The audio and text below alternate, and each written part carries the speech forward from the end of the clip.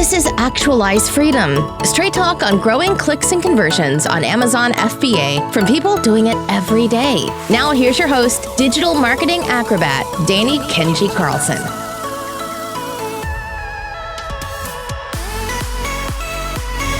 Today's episode of the Actualized Freedom podcast is sponsored by the new e-commerce podcast, The E-Commerce Leader, giving big thinking for small business. It's designed for e-commerce leaders eager to grow and protect their business. It's co-hosted by Jason Miles, Shopify store owner and educator, and Michael Veazey, an Amazon specialist. Just search for The E-Commerce Leader in your favorite podcast app and subscribe today.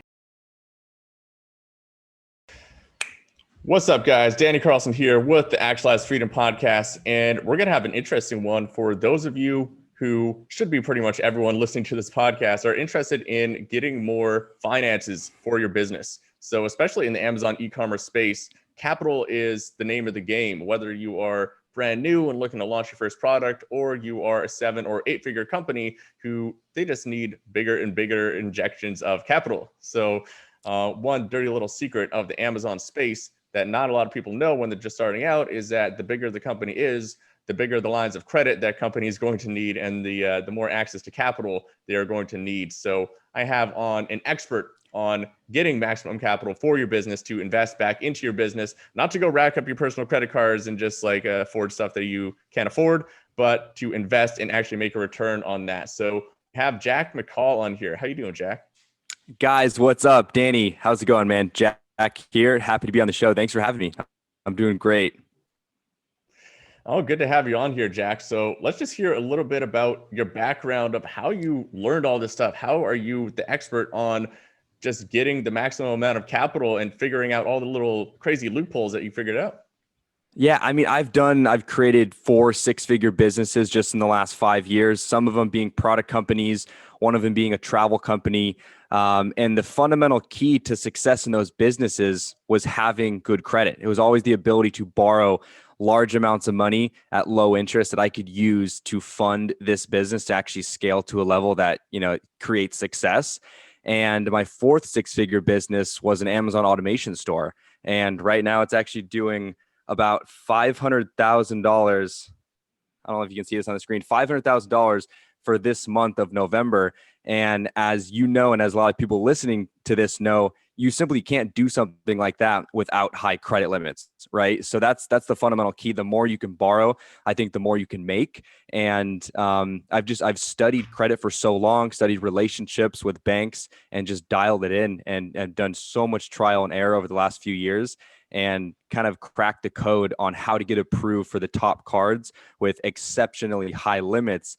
And after kind of going through this process, that's when it was kind of the aha moment for me that I need to start teaching this stuff. So now I have a coaching program where I teach people on how to optimize their personal credit, get optimized for business credit, get approved for top business cards with insane limits, so they can scale their businesses. Honestly, a lot of my clients are in e-commerce, specifically Amazon automation. So that's why I'm so particularly interested and stoked to be on the show, because I have a lot of free value to share with you guys today.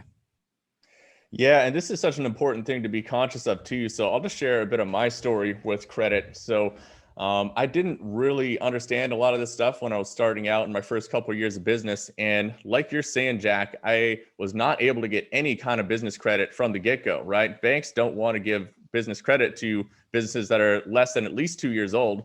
And then my personal credit was not great either. I just was always averse to credit cards when I was growing up because I thought that they were Satan. And, if you didn't have the money, then you should never pay for it on a credit card. But I really wasn't building my credit history, which, looking back on it, I should have been just using credit cards and paying it off.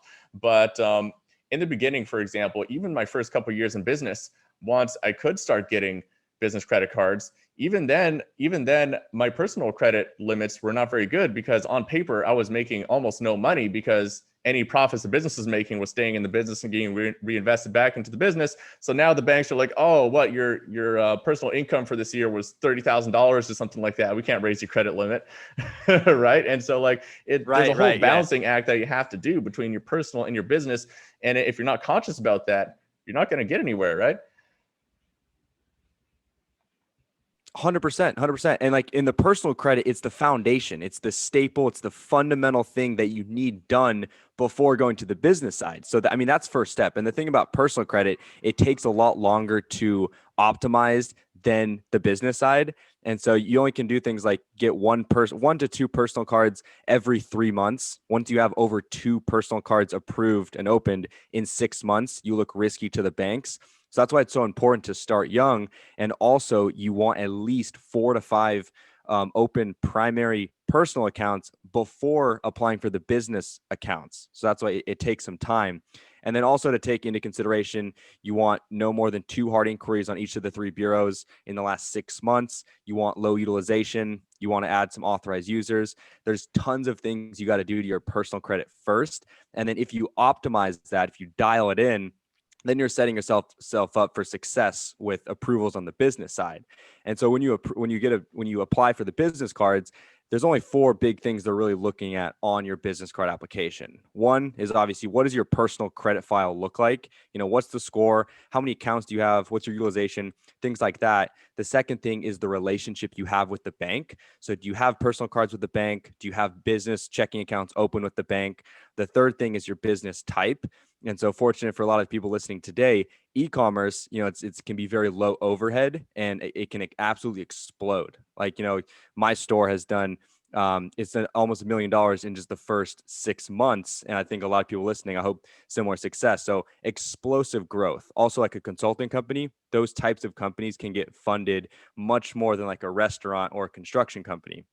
The fourth thing that they're looking at on the application is the estimated revenue. And obviously for e-commerce, estimated revenue can be incredibly high, and that's incredibly realistic. You know, like, you know, my store, for example, is going to do over $3 million in the first year. And that's pretty common in e-commerce or in Amazon automation. So with those 4 things in particular that they're looking at, that's what you got to keep in mind. So it's the fundamental is the personal credit, and then having an e-commerce store to fund is kind of the next step. Yeah, well, let's talk a little bit now, Jack, about the people who are probably more credit averse and they're thinking like, well, I'm not really comfortable with getting all this credit and then investing it. Like, isn't that what we're taught not to do by our parents and everything like that? So let's talk a little bit about why you think that credit is actually not satanic and is actually a great vehicle for growing your businesses. Right. I mean, great question, Danny. I mean, I think credit is the most godly thing possible. You know, the more you can borrow, the more you can make. It's either you using your own money or you can use the bank's money, which you can borrow for free at 0% interest for anywhere between 12 months and up to 5 years through balance transfers. And one thing I love to tell people is like, if you have $20,000 of personal savings, it makes the most sense ever to put that personal savings into a long-term investment like the stock market, cryptocurrency, or real estate, when you can leverage your good personal credit to get business credit cards. You can borrow money for free at 0% interest and then use that money to fund your business. Now you have so much more money working for you. And because you have more money working for you at the same time, you're making more. And if you want to take it to the next level, you know, the worst case scenario, if you can't pay the credit card debt back, you know, it then goes to collections, and then through a credit repair process, you can actually get the collection wiped off your record. Of course, that's the worst case scenario. The good, you know, we're trying to pay bills back, of course, on time, and we never wanted to go to collections ever. But consumers are actually extremely well protected with debt and collections and things like that. So if you actually know the laws and have people that can, you know, do the credit repair process for you, to invest into business with business credit, it's actually extremely, extremely low risk. So that's why I'm such an advocate of putting personal savings in long-term assets and then leveraging business credit in your business. Yeah, and I think a lot of people, they get really scared off by the numbers when it comes to business credit and stuff like that. So I'll give you an extreme example. Like one of my friends, he has an Amazon agency, and in the beginning, he was just really grinding and just couldn't really make it work. And he got himself into a hole of $80,000 worth of debt. Now, the average person listening is going to think like $80,000, like how long would that take me to pay off? Like I make $40,000 a year. Like that would take me years and years to actually pay that debt off. But you got to think about it on the scale of a business that you're running. So if you're running a business that the upside potential of this business is $80,000 per month or more, then if it works, if you get this thing running and working, you're going to pay off that $80,000 in debt in a matter of months, not a matter of years, right? So I think people just really have to up level their thinking of, could I possibly pay off this $80,000 of debt, not from your current 9 to 5 job that pays you $40,000 a year, but from your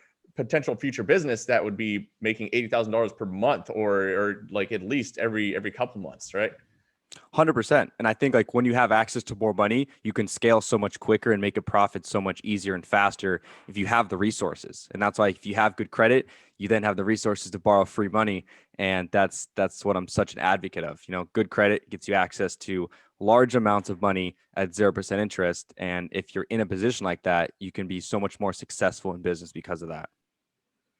And I would also love to hear your framework for choosing what to invest that credit in, because obviously, I mean, it's not just free money. Like, you can make some bad decisions and maybe be a little bit too liberal with your spending on that. Like, I'm a pretty risk tolerant person. And, over the past years, I've definitely made some investments that were just in retrospect, dumb investments just because I had the capital or the money laying around. Right. So do you have a framework for just choosing like what is a good investment for capital that you're getting on credit versus cash in the bank or anything like that? I mean, I think anything in business, it's all just a big risk. You're just analyzing risk. Where do I put my money? What's going to make me the best ROI with the lowest amount of risk?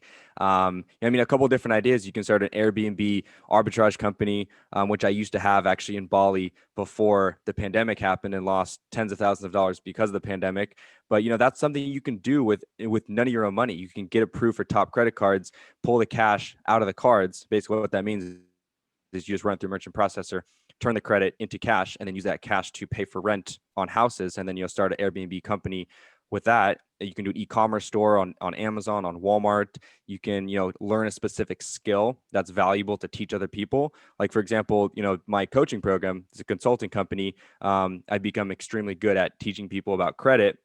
And so now I'm making a whole coaching program behind it and investing a lot of money into my education, into ads, into content, and just fueling, this company so I can impact more people. So I think just, think about the best opportunities you have on hand and then getting the financial resources to support that and just going all in. Whatever it is you're doing, you have to just give it your all, or it's probably not going to succeed. And I think by giving something your all, you need the financial resources. And that's where credit really comes into.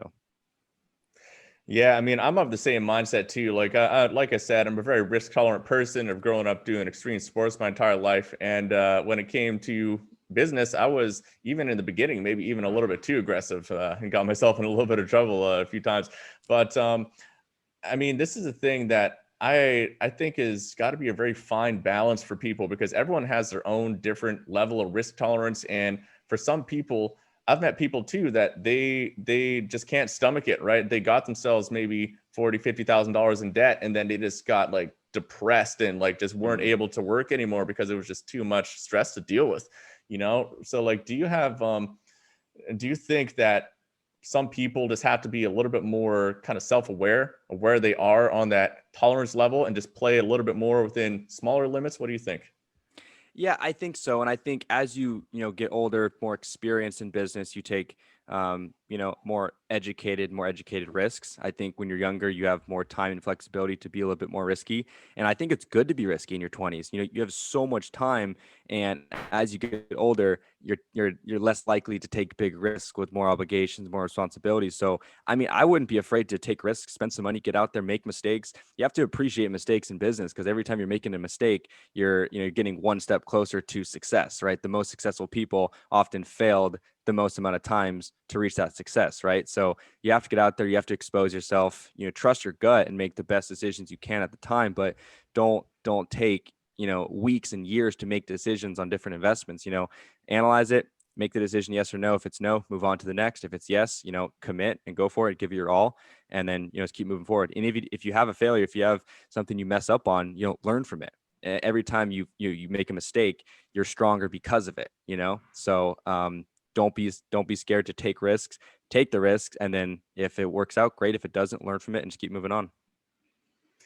Yeah, and learning from it is a huge one too, because all those stressful situations are just going to strengthen your ability to deal with stressful situations as an entrepreneur, which is just a prerequisite of really being an entrepreneur, right? It's not as stable and predictable as your regular monthly salary from your job, but the upside potential is way bigger. Like that friend that I was mentioning who got himself Exactly. $80,000 in debt was, he was in a pretty dark period then, and it just wasn't working, and he was literally getting himself further and further into debt by working 12-hour days. And in his own words, he was better off not doing anything because he was getting himself further and further into debt. But like now he sees that as an investment, right? He was investing in his own learning and in things that eventually would pay off and have success. And now he's paid off all of that debt, and his business makes $60,000 to $80,000 per month, and he's able to easily pay himself like $20,000 to $30,000 per month, right? He never would have been able to do that if he didn't just go all in and get himself into that, dark period where they looked like they weren't working out. But looking back on it, that was an investment in a great business asset that makes him a lot of money now.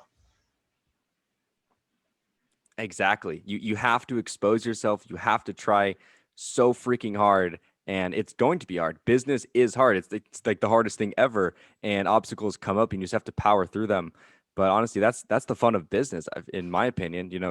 Having struggles, having things you have to blast through, and then once you blast through them, you feel so happy. So I think people should really learn to appreciate the problems in business, because the more problems you have and the bigger those problems are in business, when you solve them, you're going to be more rewarded because of it. So I think it's good if you can learn to appreciate problems in business. Absolutely. And one thing I'm curious about is for people who are international. So I know that, so I'm a Canadian, for example, and I know that America is the best place for the land of credit and credit cards. American credit cards are just 10 times better than the Canadian credit cards out there. So do some of these principles also apply to people in countries that are not the United States, or are most of these principles just really based around the US? I mean, I think the very specifics of what I teach in my coaching program, for example, is mostly related to the States. But I think the general strategies of like building relationships with key lenders is extremely broad across, to anywhere. You need to, build as much trust as possible with these lenders, and the ways to do that with each country's credit system can vary based on their specific details. But I would say, study the credit or lending system you have in your country, and just do things to strengthen the relationships with lenders. Things like getting the personal cards, things like opening up bank accounts, doing as many on-time payments as possible. And the more payments, the better. It's like building a relationship with a friend or someone to lend you money. The more trust they have with you, the more they're going to lend you. And so try to think about how to, crack the code and build the trust. And then, just study what banks, what lenders have the best offers for small businesses. Some banks don't have good offers for small businesses, others do. So I would research, the banks in your area and try to figure out, are there banks that offer 0% interest business credit cards? And if there is, then do things like open up a business checking account at that bank, maybe even open up a personal card with that bank and a personal checking account as well. Go into the branch yourself, meet the branch manager, say, hey, what's up? I'm Jack McColl. I'm here to bank with you guys and do business with you guys. I'm super excited. Things like that build trust. And by the time you need to borrow large amounts of money, you have their trust. They know you by face, and they're much more inclined to lend you money. Yeah, no, it definitely makes a lot of sense. And I'd love for you also to touch on credit score, because I feel like a lot of people, they understand a few things about credit score, but it can be a complicated thing, right? So like what do you think is the 80/20 of having a good credit score? Like if you don't get like super obsessed with it and do every last thing, like what are the 80 what are the 20% inputs are going to get 80% of the results? It's getting a personal account every 3 months and paying on time and keeping low utilization. So that's I think that's the most. I mean, the two main things that take up the most of your score is payment history and utilization. So utilization is the amount of debt that you're using that's lent to you. And so a big reason why business credit is such a game changer is because the utilization does not report to your personal credit. So on the personal side, if you have a $10,000 card and you're using that $10,000, that's 100% utilization on that one card. But if you have that same card on the business side, it does not report the utilization, which does not affect your personal credit whatsoever. And so that's why people should be moving towards the business side as soon as possible. Because for example, when I borrow $300,000 on the business side through all these credit cards, I can actually use the money and it doesn't affect my utilization at all. But on the personal side, it would. So utilization on the personal side really affects your score. So you want to keep that under 30%. And then also late payments are very, very bad. So turn on auto payments, never miss a payment. If you have one missed, you're going to want to get that removed. But yeah, those are the two big things. Yeah, and then what about your personal income as well? Because do the banks look at your personal income compared to the amount of credit that you have and something like that? So if you were an entrepreneur who's just investing everything you have back into your business and paying yourself the bare bones, is that going to hurt your credit score? I mean, it's not going to hurt your credit score. It might affect you on funding. Basically, when you submit applications, they're going to ask, what are you going to make this year? And also on the business applications, they're going to ask, what is the business going to make this year? And those estimates or those figures are estimates. So it's not like, what did you make last year? It's asking, what are you going to make this year? And of course, we're optimistic. Of course, things are getting better. Of course, we're going to be making more and more money. So you just need to say something that's realistic. If you've been making 70K for the last few years and you list, 120K and you have some good opportunities in front of you, that's, in my opinion, not unrealistic. But I think, be optimistic on those figures is what most people should do. And, obviously you should stride towards to higher figures like that. So it won't, to answer your question, it won't affect your credit score, but it could affect the amount of funding that you get. They always look at the debt to income ratio. So if you have a lot of debt already and don't have that much income, your debt to ratio is not favorable. So it's always good to decrease your debt and increase your income, because that makes it look less risky to the bank. Yeah, it makes a lot of sense. Yeah, and I guess they don't really confirm those things that you put on the form, right? It's just a guess that you're putting on there. It's kind of like I was at the Hilton the other weekend with my girlfriend. They have like a form for COVID. It's like, have you been in large groups of people? Have you done this and all these things? It's like, well, I'm not going to answer yes to any of those things. Like maybe I could say that yes, maybe I've been in larger groups of people or something. But I mean, on this form where no one's confirming it, why the heck would I answer yes? Right. That doesn't make any sense. Right. It's just the honor system, you know what I mean? And like, going back to the credit card applications, the only times they're going to check is if you go into a financial review, and you have to do some pretty dumb things to end up in a financial review. So, just do things that are realistic, that make some sense, and don't be, outrageous with what you report, and you'll be good. Well, that makes so much sense. Well, awesome, Jack. This has been a really valuable episode here. If people want to learn more about what you do or your program or anything like that, where's the best place for them to reach out? Yeah, I think the best way to reach out to me is on my Instagram, which is just King of Debt on Instagram, King of Debt. And I actually have a 10 video mini course that I'm giving out for free this week. And if you reach out to me, shoot me a DM and send me close friends. I'll add you to my close friends list and get you access to that 10 video mini course on personal credit, business funding, on some travel secrets as well. So if you're interested to learn some free value on credit, on how you can take it to the next level, definitely recommend to reach out to me, King of Debt on Instagram. And then I have a full coaching program where I literally walk all my clients through the exact process of optimizing their personal credit, knowing what cards to apply for, how to apply for them, and then when to apply for them. So if you're someone in the e-commerce space and right now you're lacking capital to grow your store, which I think a lot of people in general are, because the more you can borrow, the more you can make in e-commerce, definitely reach out. I have a lot of things I can do to help you out. I've done 300K just in the last year of limits on these cards right here for anyone that's watching the video. And if you want to work with me and get my consultation on how I can help you get these cards as well, I'd be happy to. So yeah, my Instagram is King of Debt. My program is called Foundational Finances. The website is thefoundationalfinances.com. And I definitely look forward to hearing from some of you. And Danny, thanks so much for having me on the show. I hope this was super valuable for your listeners. Oh, definitely was, Jack. Really appreciate your time. And guys, if you're looking for any of those links too, I'll also put them on the show notes at kengroi.com/blog, as always. And if you haven't already, guys, go leave a review for the podcast. Really appreciate all of those reviews on iTunes, a Stitcher, wherever you guys want to leave those. And I read every single one of them and always appreciate it, guys. So until next time, go out there, kick some ass, get a bigger credit limit, and start crushing it, guys. Yeah, I love it. Danny, thanks so much. Take care, everyone.